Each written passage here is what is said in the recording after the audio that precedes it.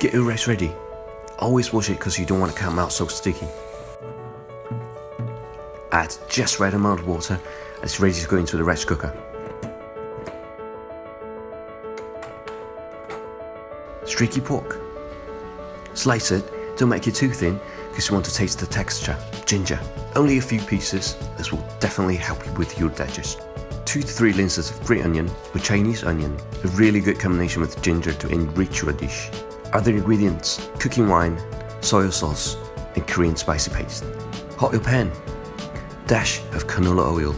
The meat itself will have heaps of fat. You really want to leave the greasy feeling out of it. Stir fry the ginger and green onion.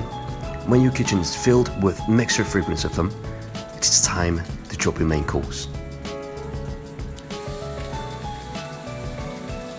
Remember, keep stirring it and don't burn them. After the changing color of the pork, add cooking wine.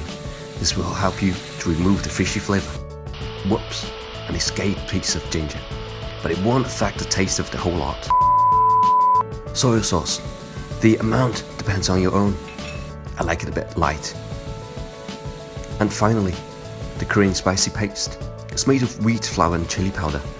This will give your meal a mouth-watering red and a strong taste of the spicy hot. By the time you have both your rice and spicy pork ready.